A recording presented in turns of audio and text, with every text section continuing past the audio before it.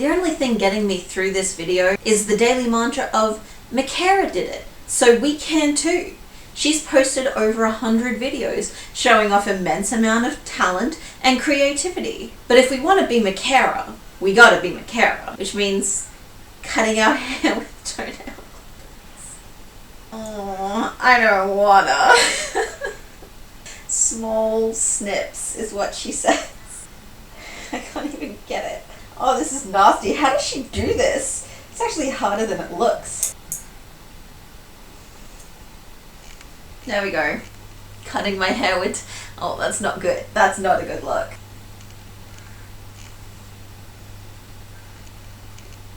Present for my wife? If you haven't guessed by the title, congratulations on your illiteracy. We're recreating micarah tewers looks in this video. Micarah devotes her channel to showing us exactly how she makes her iconic, amazing outfits. I didn't just want to copy her looks that she's made in her videos because I've already done that, and you can watch the video up here, but you don't want to. I actually wanted to copy looks that she's worn that she hasn't shown us how to wear. Looks that are just as iconic, using some of the techniques that she's taught us over the last 8 or so years. First we have the Barbie dress that she wore in her Barbie review video. And who doesn't want to be Barbie? And the second one is a fun little outfit she wore in her homecoming video. It's not overly flashy or super complicated, but I really love the pairing of like this dark pink and leopard print. I think it's like super fun, super girly, very micarah, and I like that she really puts effort into her outfits. She puts herself out there. She's not afraid to get stared at. She will dress up to go to the shops. And as someone who is almost married to a woman who takes 6 hours to go to the bottle-o, I understand the importance of showing up. You know what time it is. It's pattern drafting time. I always start off my projects with a bit of pattern drafting because it's just how I work. And I think that, you know, if you're serious about learning how to make your own clothes, I think you really need to learn how to pattern draft. If you want to work in the industry, you really need to know how to pattern draft so that you can get your ideas across to other people who you are working with. So right now I'm just copying the patterns that I've already made through my basic bodice block onto a new set of paper so that I can adjust them. I just had to adjust these because I always do this, but I didn't allow ease in my clothes, and so when I made a different top with the same pattern, it didn't work that well because I didn't allow ease. But also I messed up with this as well by the way I cut the back pieces because I didn't cut them properly. I was trying to go by the lines on the fabric, but that wasn't a good idea because it ended up biting me in the butt, and it didn't turn out that great. I had to do a lace-up back, but a lace-up back is very forgiving, so you'll see what happens. Originally, this video was about 40 minutes long, so thank me that you don't have to sit through all of that. But I am actually trying to make my videos a bit longer, a bit more entertaining, a bit funnier, so if you're into that kind of thing and you want to take a chance, stick around. Let me serenade ya. So I'm just cutting up the pattern here on the back to make it the same length as the top part because I didn't actually want a raised back on it. Here I am measuring the skirt by basically just holding it up to my body and folding it over, but that didn't work out that well because look at that, it's uneven on one side, and I was like, oh yeah, that's totally fine. It's not. And then so I ended up just leaving it on the fold from the bolt, and that also didn't work out that well because I have a habit of not making my skirts long enough in the back because I still don't know how big my butt is. That's been a problem for me for quite a while now, and I still haven't figured it out. To get the radius for the waistline circle, you just need to get your waist measurement divided by pi divided by 2, and that will give you the measurement for a circle skirt. And I had to cut a bit off the bottom because my pattern's not perfect. It is like a work in progress. I'm just putting those pieces together, right sides together, so that I can sew them along the top and along the sides, and then I'll just flip that inside out. I'm leaving 4 spaces along the top where I was going to sew so that I can put the straps in. And then I decided to actually hand sew the inside of the bodice part to the skirt, just because, I don't know, I just like hand sewing. It's just fun for me. And I'm wearing my stays, as you can see. I love these stays. I'm wearing them in like every shot. Again, I'm wearing these stays. So I'm tearing strips off so that I can make the straps, flipping them inside out with a safety pin and ironing them down because we got to make them crisp. And here I am pulling a micarah by putting the straps in the back of the bodice and then putting them over my shoulder and just measuring them while the dress is actually on my body. She does this a lot, and it's actually, I mean, it's not a foolproof method, but it is pretty good when you're in a pinch. And here I am just cutting up one of those straps to sew as like a lace-up back instead of actually putting grommets in because, you know, the fabric is so thin. And then I decided that because my skirt was too short, I needed to make some shorts out of this same fabric so that I could actually wear the dress without it causing a national concern. And the simplest method to do this was just to measure my hips and make a pattern based on that measurement. I actually made some shorts a while back,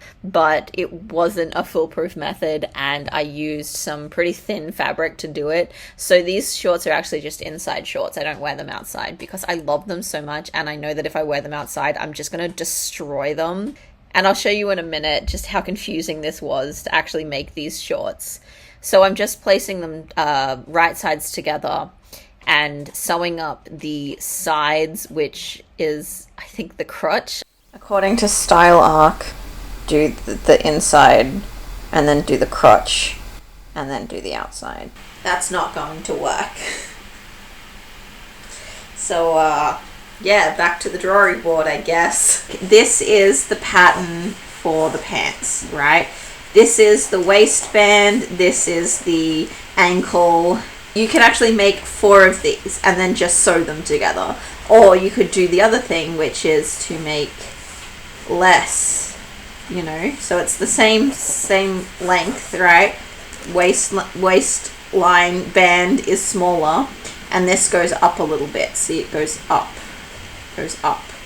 You know, if you have 2 of these and you have 2 of these, you're stitching along here for each piece, so that looks like this. And you're stitching along here for this piece, so that looks like this. Right? All this time, and then you put those together. All this time, I was thinking this is the crotch area, so it's like that's the dip where you put your crotch in the thing, but it's not. That's, I mean, I don't know how to explain it, but that's not the way it is. That's not the way it is, because actually I was thinking it was like this, right? And that would be the crotch area in here. But actually, it's more like this. That's how it turned out for me. And so all this time I was thinking that it goes like this here. It goes like this, but that actually, it goes like this. That's where that area is. Does that make sense? I don't think I'm doing it right, but that's how it turned out for these recent pair of pants. Did I crack the code, or am I just a lunatic? Thin line, but you be the judge, because I have no idea. I basically had to cut off the bottom of those shorts and then put it on the top. And I've done this before. I keep making this mistake over and over again, and yet I never learn. That's just how it is in Albini's brain. Anyway, here's a little joke. Why did the fashion designer commit mass murder at their fashion show? Because their outfits were to die for. Just call me the Joker, because I've got lots of jokes. Anyway, here's a reveal. I actually quite like this dress.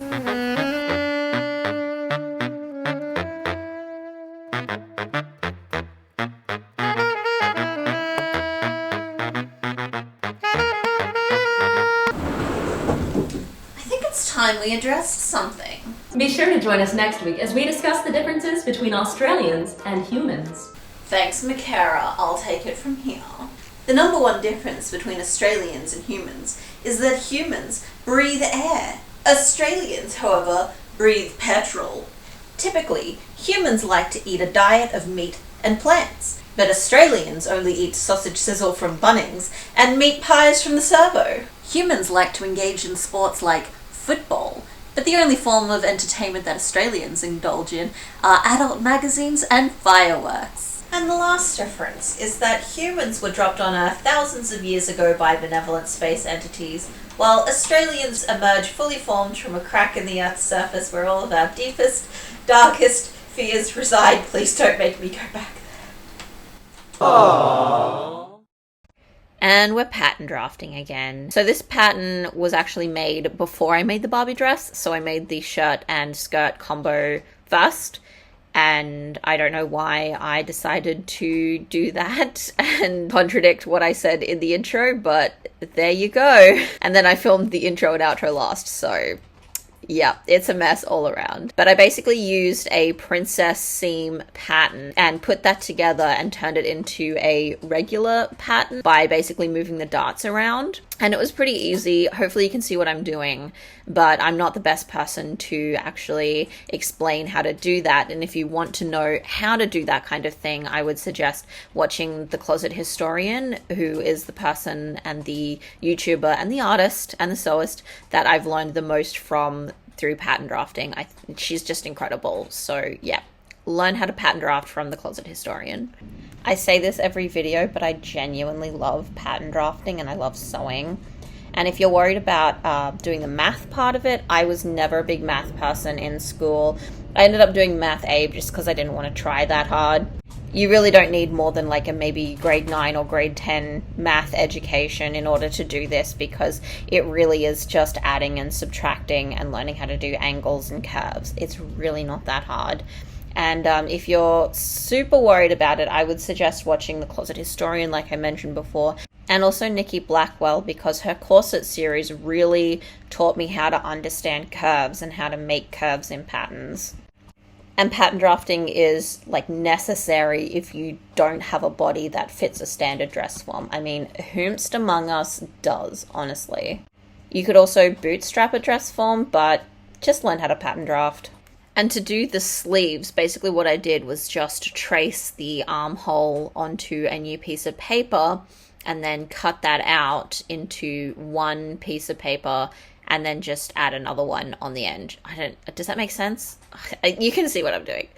And then just putting that against that just to make sure it is actually correct. And here I am doing the collar. I think this is actually the second time doing the collar because I really messed it up the first time. I made it way too small. And I'm just sewing a top stitch along that collar line so that it just stays down well. And since the front of the shirt is open, it's a buttonhole placket thing, what I did was actually make it wider at the front than it should be, and then I used that extra material to fold over and make into the button placket, because otherwise you're just going to have some raw hems there, and that's not a good look. And the shirt wasn't completely even because, like we saw in the Barbie dress, I had to cut off the front of it because that pattern is just not perfect, and it's just something that, like, everything that I'm doing pretty much is a work in progress because I'm not a professional sewist, I'm not a professional pattern drafter, so, you know, all of this kind of stuff is just a work in progress.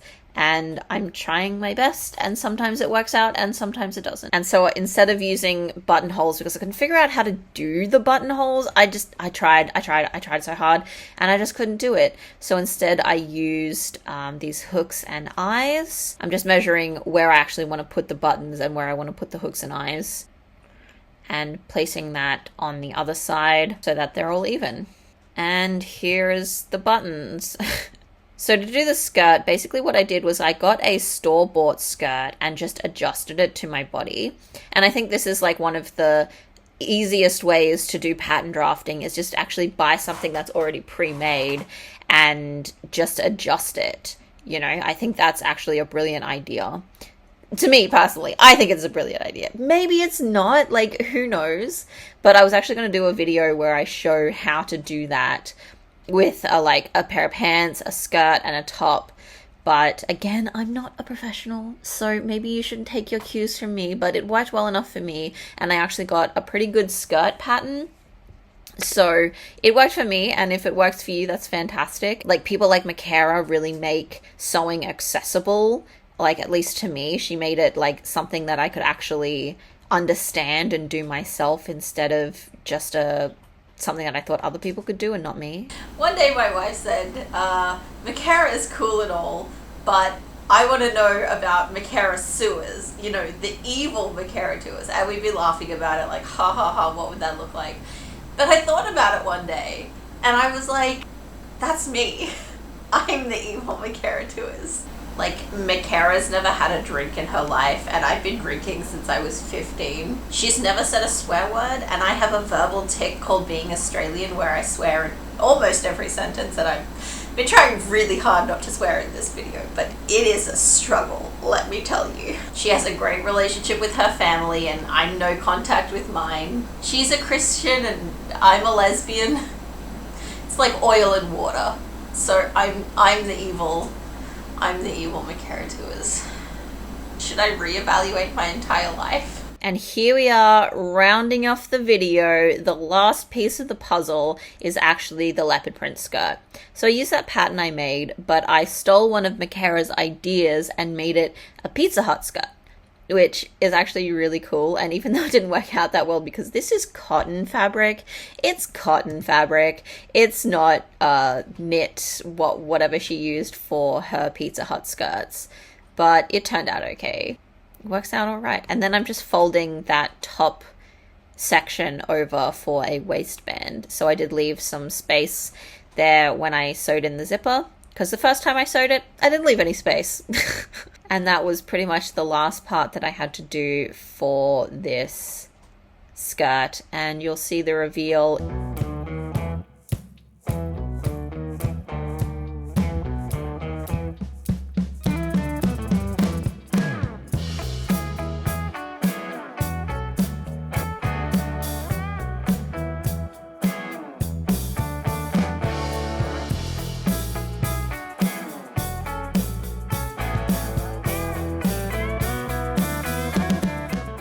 Sorry for mentioning the adult magazines. But for real, micarah is amazing. She's one of the first few people who really made sewing accessible to me as something I could actually do in order to make clothes that fit my body. If you have come this far in the video, you might as well become an Australian and subscribe down below. I'm trying to put out longer videos every 2 weeks and shorts whenever I feel like it. And I'm trying a new editing style, so hopefully it's working. As for where else you can find me, I'm trying to migrate away from YouTube. So I actually have a Tumblr, which is just orbini.tumblr.com. You don't have to sign up to check me out. You can just go ahead. And lastly, micarah, if you're watching this, I have a present for you. Micarah tewers.